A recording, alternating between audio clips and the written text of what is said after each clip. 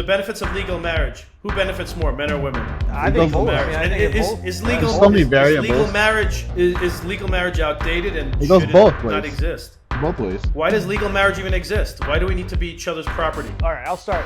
Marriage is a pronunciation of your love for each other. And so for a lot of people, that's important, that they hold themselves accountable, not just to each other, but to their families and to society and to the public. And so that's why people value it. It's not just because I feel like the importance of marriage isn't the legal things that precede it. It's more that. It's more what it represents. Yeah, it's the financial benefits. Or look. If you want to make it something public, you can sign a piece of paper. Why is there such a financial aspect to it? Because you're able to file joint tax returns, you split your income, pensions. Because the government wants more kids, has more so they can government be benefits. slave workers for minimum wage in our country, right? That's the main reason. They want us to reproduce. No. Obtaining a better credit. No, I mean, if you think about it though, it's if you love someone, right? If you're entering into this contract, you could say it's not just enough to have a social contract with each other. Like, hey, we love each other and we're just, we're going to be together forever. That also requires, I think, some assurances. And I think those assurances come from legal enforcement by the government. That's where the government steps in and says, hey, for the health of society, we're going to enforce these certain rules. And as you said, yes, a lot of the benefits is because the government has a vested interest in making sure that society continues to grow and society continues to succeed and thrive. And how it does that is that through helping family. That's why you get tax credits for having kids. You get tax credits for your mortgage. And if you're married together, you have certain legal rights, decisions that you can make with that person. That's true. Why do you think marriage rates have gone down so much? I think marriage rates have gone down because I do think though that marriage it does have issues. I feel like it does need to be fixed in certain situations. I think, there's different proposals that are brought up, like every 5 years it should be renewed and all these other things. But, I don't know how good those things are going to be. But, I don't know. I don't know why it's gone down. I don't know either. I'll be honest with you. You see, I've actually come to the point, having been married and divorced. I honestly think there should be no legal marriage. I think it's outdated, archaic. It's literally designed so that the patriarchy, men can have control over their women, and now there is no control over your women anyway because 90%, 80% of divorces are filed by women because it's not it's not frowned upon to be divorced. So now women are leaving their men at a higher rate. So that statistic is always thrown out, and that statistic is so. You have to look deeper behind it. First of all, you're assuming that just because the woman is filing for divorce, that she must be the one that's ending the marriage, which is an incorrect perception of the statistic. The number one cause of divorce is infidelity, and men are most likely to cause infidelity more than women. And so if a man, for example, cheats on his wife and she decides to file for divorce, she gets thrown in that statistic of 80% of women are the ones who file for divorce. Well, is she wrong for filing for divorce? What if the woman is getting abused, which in majority of the time, domestic violence is like 98% men committed by men against women. And so if she files for divorce because the man violates her constantly physically, oh my God, she's bad because she's ending the marriage. So again, that statistic is so ridiculous. It doesn't track to reality. You're assuming that like the person who files for divorce, the gender that files for divorce must be the one ending the marriage. That's not necessarily the case. I would argue that actually it's most of the time, if you look at the statistics, if you kind of correlate them, most likely the reason marriages end is typically because of men. They commit most infidelity. They commit the most physical abuse. They commit the most verbal abuse in relationships. And so it goes back to, again, this patriarchal idea. It's like, blame the women. It's like, no, it's like, what about looking at the men? Well, where does the accountability and responsibility go back? When does it go back to the men? Hey, man, all I know is marriage, there's a lower risk of STD. No, you see, I think the issue with, again, to me, there's no benefit as a man to legally get married to a woman. There's no benefit at all. It's better to just, have kids out of wedlock, as they call it, and you don't need. I don't need. It's so common now. Why do I need the government involved in my personal life? Sorry, I don't need to be.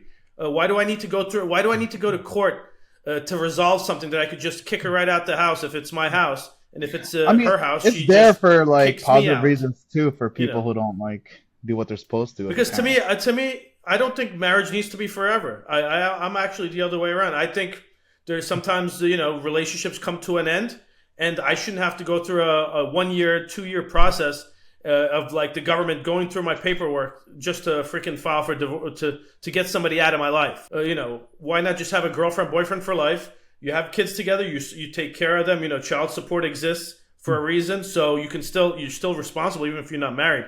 But why should I have to support another person if I'm the one financially well off? Look at Nick Cannon. I work my whole. You know how hard to be successful means you have to work really hard in life, and usually the person who worked really hard gets used the hardest typically, because you have somebody who's not putting in the same work and is reaping the benefits. Yeah, but again, I'm going to give some pushback on that. I mean, what's the reason why women get child support? Well, that's because they're watching the kid most of the day. Because they're watching the kid. So somebody's got to. Yeah, no, I agree. I don't have any issues with that. Child support, I'm okay with child support. I'm just not okay with the other aspects of support. I mean, if a woman, for example, gives up her career to stay at home and take care of the kids, that's her choice. But if you decide that when you're 60 years old, that's her choice. So that's why. But that's what I mean. That's where marriage comes in, because what you're basically saying is that you want all the benefits, but you want none of the responsibilities. And so what the government, women can work too, though. But then you're not going to have a woman in the house. And if she does work, then yes, then you'll have to hire a nanny. Now your kids will not be taken care of by their mother.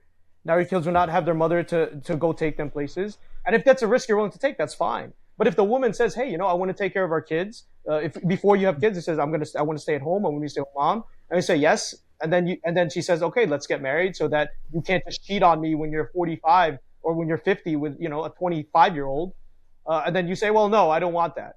So that's what I'm saying. Like, you want all the benefits, but you don't want any of the responsibilities. And so what the legal piece of paper does is that it gives assurances to the party that's going to be disadvantaged by being in the relationship, by sacrificing the relationship. I don't think there's anything wrong with the government coming into your life and assuring that, because then you'll just have a bunch of men who will just leave their relationship once the woman is pregnant. I mean, historically, mothers are the primary caregivers for small children, anyways.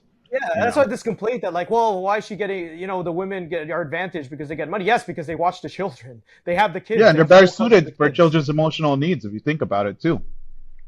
Compared to men. The mother has always been better suited to take care of children's emotional needs compared to men. I think even the average child support is only like $500 per month. And even alimony. Alimony now is only 10% of women get alimony.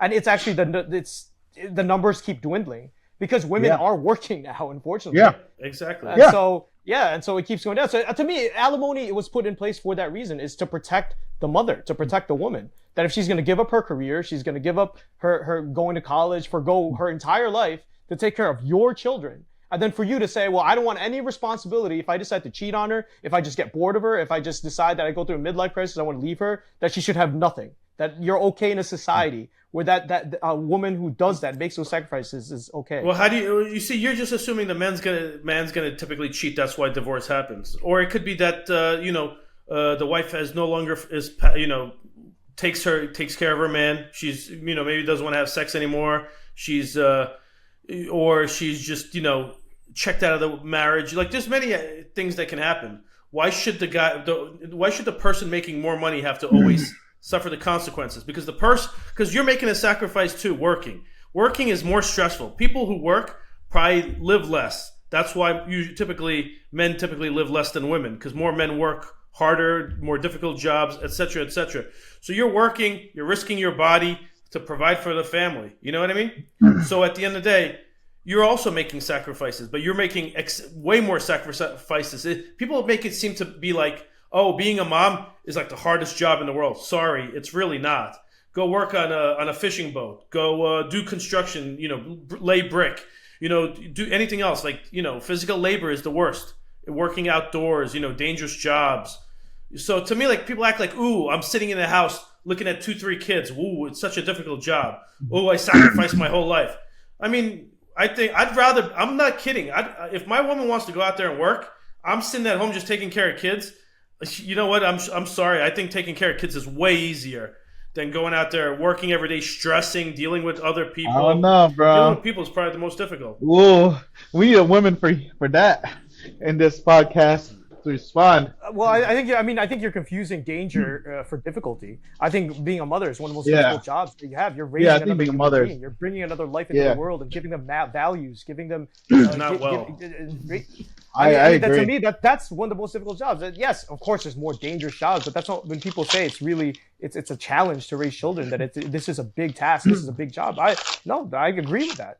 Being a mother, I think raising children, and especially if you're a stay-at-home mother, if you're a mother that does, makes significantly less than your husband, and the only reason I quote unquote blame the man is, again, I go by statistics.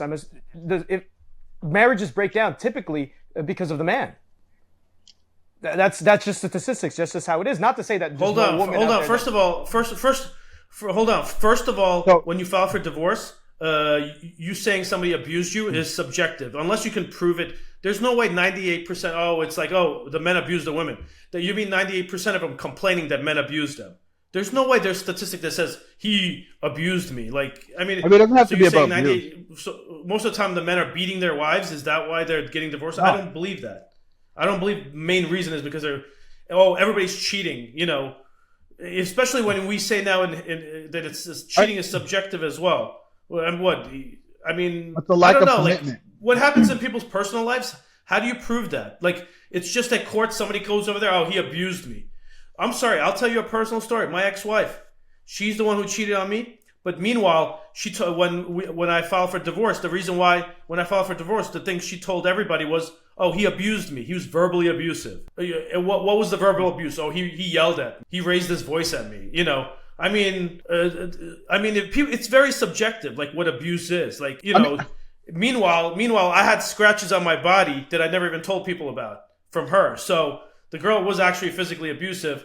Me discussing stuff with her was abusive in her mind. But again, that's my side of the story. She has a different side. So when we go to court and we say, we filed irreparable, I forget what the terminology was. Ours was we didn't really file for anything significant. But if one partner wants to file for they were abused, does that, that's subjective. That's and if it's an angry partner, they're going to, oh, you're not happy in a relationship. It's abuse. It must be abuse. So, I don't know, this whole abuse cry thing, unless it was some guy beating her and there's evidence of it. I don't believe that most men are most divorces are from divorce or infidelity. I just think people get bored of each other or they're not happy and then they start straying. Who do you blame when one partner strays? I think it's a lack of commitment. When my partner cheated on me, I had guilt that's saying, oh, maybe it's my fault that she's cheated on me. So to me, it works many different ways. To me, I don't believe the statistics when it comes to divorce, because to me, it's if somebody cried wolf, does that mean it's true? And who's proving this? And I'm sorry, the court of law has convicted a lot of people wrongly. So, and who's keeping track of records because somebody said one thing, he said this, she saed this. So, again, maybe I'm ignorant and I don't understand how law works, but how do you prove abuse? You know what I mean? And how are we saying that it's always the man's fault? That's why the woman filed for divorce, Yeah, I was in a similar situation in Serkan too, where I was blamed to be abusive before the paperwork came, but all of a sudden, abusive in general, whether it be verbally abusive, and all of a sudden now it's now gonna be an uncontested divorce because there was no proof of me being abusive in general, And so, the way I see it is people just are not committed when they're married. I know people that got married for 3 months and got divorced after 3 months because they didn't know what they were getting themselves into. They didn't commit. That's all it comes down to it. I think people are just rushing into marriage for the majority part of it and don't realize how hard it is to stay married to the same person for the rest of their lives and the work that you actually have to put into it, because they always think it's always gonna be the honeymoon when it's not. You don't have to believe it. You just have to look at the biology. Men, but we have testosterone. By nature, we're going to be more aggressive. So when we have an altercation with someone, men are more likely going to go to use their physicality during an argument. And so I understand that you guys have anecdotal situations where your significant other lied about their form of abuse, but it's biology. Men are just more aggressive. The number one cause of violent crime are men. So it's for you to say well, I can't believe that. How can you not believe it? I believe it. It happens.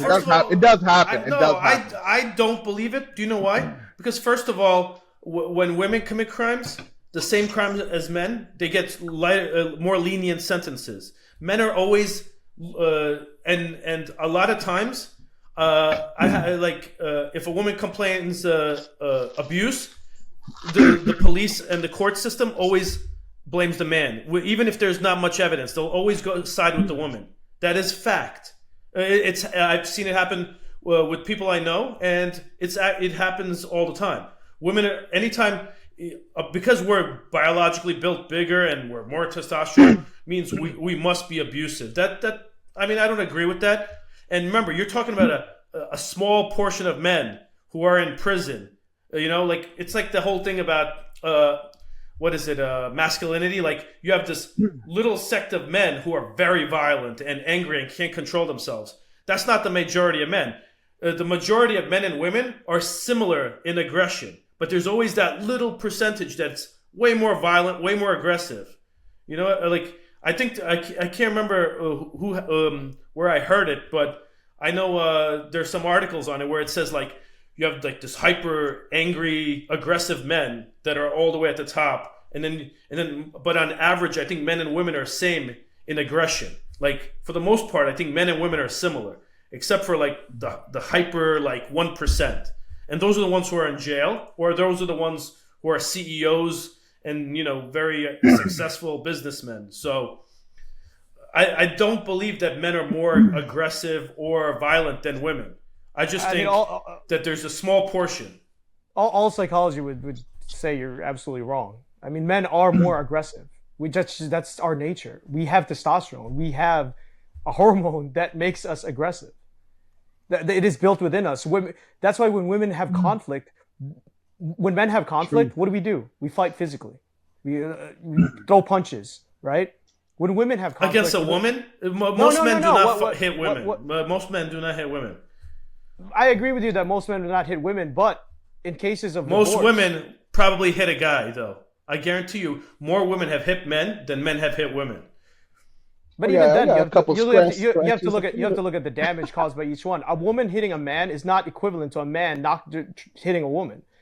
If a woman is giving 90% of her strength against a man, it is not the same as a man giving 90% of his strength against a woman. Those things are not comparable. So that excuses it? That makes it better? It doesn't excuse it, but if you are a human being, if you're a decent human being, you should have situational awareness of what it is that the consequences of the things you're about to enact.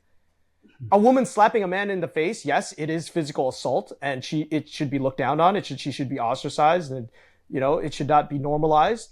But a man slapping a woman with the same percentage force is going to have a different effect. If Mike Tyson slapped a woman with 100% force, and that same woman slapped him with 100% of her force, if that woman drops to the floor and dies, like the consequences of his action is not equivalent, and the punishment should not be equivalent as well.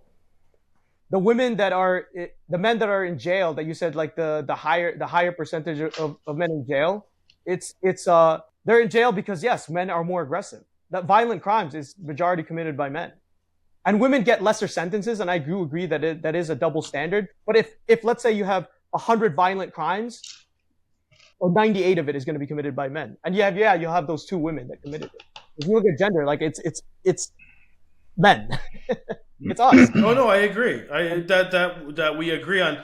But again, you're talking about a select few percentage of people, and I'm sorry, intelligent people typically don't commit violent crimes. A lot of violent crime, though, is not done because of. It's done out of passion. It's not done because you're trying to rob a bank or and especially domestic violence. Domestic violence is crimes of passion. That's what happens. But it's a small percentage of men. That's not the norm. Beating your woman is not the norm. But we're talking about reasons why people are getting divorced. And I think that's one of the reasons why is because typically I fully believe that majority of the time the reason divorce happens is because of men. I blame OnlyFans. I mean, look, 80% of men are on OnlyFans. Overwhelming majority. You mean the subscribers? 80% of the subscribers, yeah. And then and they're what? They're married men, which is the same. Even Ashley. I remember that website for cheaters, Ashley.com. Yeah, Ashley Madison. Yeah. It was like 95% men that were on it, and so that's what I'm saying. It's like you're assuming that and then like I feel like hold on. Why are the men straying? Because the women, they're not. I'm sure it's equal. You know what I mean? Like, to me, you can't blame one side and not look at the other. There's something wrong with their relationship. That's why. And if married men are having these issues, it shows you that marriage has failing. And that's why I don't think we need to get married. That would come down to lack of communication. I think when you're boyfriend and girlfriend, or you don't have this legal paper, you have to really work harder to keep the relationship. Because I think a lot of men and women stay in relationships because it's legally bound and it's so much work to get divorced. Even though it's gotten easier, it's still like it's looked down upon. But now if you're a boyfriend girlfriend, it's easier to leave somebody than to beat them. So to me, that's why I think actually, if anything, getting rid of marriage legally, I think it'll solve domestic violence. I think people will be able to disconnect from each other quicker. No, that's. I think people just be more susceptible to fooling around more and getting people more pregnant. Throw new concepts out there, But it's exactly like you said. Part of the reason why marriage helps society is because instead of just saying, well, I don't have a responsibility to you, you don't have a responsibility to me, well, we're done. No, when you're married, because that's not necessarily healthy. If your inclination, as soon as there's trouble in the relationship, is just to leave. That's not healthy, and I don't think that's a net benefit. That's the net negative for society. Hold on, you think it's better to try to work through it and then kill each other, or hate each other more? No, it's better. It's better to work through it. Obviously, if there's again the grounds. What are the grounds for divorce? Grounds for divorce should be that physical abuse, verbal abuse. But divorces are happening anyway. Divorces happen anyway. So meaning, if you're legally married or you're boyfriend girlfriend, you can still leave each other, right? It's gotten easier to get divorced. So what's the difference? Because then it's a lot easier to leave. That's the point. It's a lot easier. You don't want to make it. You don't want to make it easy. You want to make sure that yourself. Why would I get married? Because it should be easier. It should be easier. It should be easier. There's no commitment then. There's no commitment. What do you mean? There is commitment. If you're a good person and you love each other, there's always commitment. No, there's no commitment. But there's no financial. You have no financial commitment. You can just leave her. You can have kids, and so there needs to be a punishment to literally. It's so then why get married? Because there's that punishment. It's not, but you're viewing it as that's why it's already failing. It's not a punishment. It's a responsibility. Yeah. See, you're viewing you're perceiving as like, oh my God, I have to take care of her. If she gave up her life for me. To take care of our children, to birth, to be the mother of my children. No, but that's what you're saying. You don't want the financial responsibility because you say I'm the breadwinner, I make the most money, and I don't want the What is that? What is that? Whoa! What the hell? Did you win? I think. What the hell is that? I don't know what that. Did you win? I don't know. Was the website saying that you win? I don't know. Was that like a celebration? My hands were free. No, but I think you don't want the responsibility of being, of being the breadwinner and taking care of a woman that like dating somebody, boyfriend, girlfriend, is not the same as marrying them. That's exactly why there's a special category for marriage and there's special category. Well, of course, it's social. It's a social contract. Yes. It's not. I don't think it's necessary. I don't think it's necessary. You don't think it's necessary because you don't want the financial responsibility of taking care of your significant other if you change your mind, or if she changes her mind, that responsibility is her too. The responsibility is on her too to try to make it work, because you can't just step away from a marriage. But there is none now. Because women know the government will help, and also they'll typically win out if they're making less money. But what do you mean by win out? Nobody wins out in a divorce. Divorce is devastating. Of course not, but people see it as winning though, because they're like, oh, I'm going to get paid. I'm going to get money, and I'm not going to have to deal with this guy. Nobody goes into a divorce thinking like, I'm going to win out and get this much money from this dude. Nobody goes into marriage thinking that way. Everybody wants, dude. Look, I've went through a divorce. You're going through a divorce. It's always about the money. People are going after as much money as possible, or give as little as possible. But no one goes. You don't go into a marriage thinking like, well, if they would get nobody divorced, goes into it. But when you're leaving it, typically people want to leave with, what they have or what they don't, or they believe they deserve. Yeah, and that's up to the courts to decide. And I think it's okay. It's for the betterment of society that there are legal ramifications for abandoning a marriage, because it's not healthy for society if you have a family and you have kids, and all of a sudden one of you, either the mother, look, you're looking at it from just one perspective, right? Or at least I am. Look, what could happen if the woman decides, hey, you know what? I don't want to be a mom anymore. I'm just gonna go. I'm out. Sorry, bye, Serkan. If you are married, she has legal obligations that she has to fulfill with you. If she's gonna be with a child, she has to give you child support. Well, no. Even if you're not married, she has to give you child support. You don't have to be married for child support. Or child support. But what, for example, in terms of what if she made more money than you? What if she accumulated more wealth? Which is my situation. I provided for my ex-wife for years, since the day one for a relationship, since the last day that she cheated on me. I provided for her, and she was able to accumulate wealth during that entire time. If I did not marry her, I would have gotten nothing.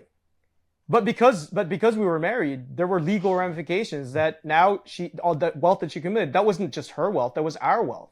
And now it has to be equitable, it has to be equally distributed. So marriage protected me. And that's what marriage is. It's an assurance. It's a protection. Whereas you're viewing it as like a punishment. Well, it's not a punishment. It's assurance. Again, that's why I think, we got equality now. Everybody should be paying for themselves, and then you're fine. But no, I understand what you're saying. I understand the ramifications. But again, to me, I think I don't think there's a need for marriage. To me, I think it's a negative, and that's why people are getting married less now, and you have less divorces, because when people get married now, they're 100% making sure that it's the right person, and I think a lot of people are just dating and have kids out of wedlock, and I don't think it's a big deal. I've actually know a handful of friends who are not married and have kids, and they've been together 20, 30 years and very happy. So I don't think not having a legal contract does anything, because again, divorces happen at a higher 50% rate. So to me, it's not keeping people together. Maybe it may have some legal protections behind it, but I don't know. I don't know, if somebody told me, here, sign a contract, you have a 50% success rate, I would never sign that contract. I don't know. Maybe somebody would, but I wouldn't. If somebody told me the success rate of signing this contract was 50%, why am I signing it? For me, I used to be in the same boat as you were, but interesting enough, ironically, since my divorce, I've began to understand why marriage was so important. And for me, I would sign that because I love the person. And that's a question. It's like we have a 52% chance of failure. And you know what? That's, to me, 48%. Even if it was 0.11%, if I love that person, I'm taking that chance, man. I'm okay with that.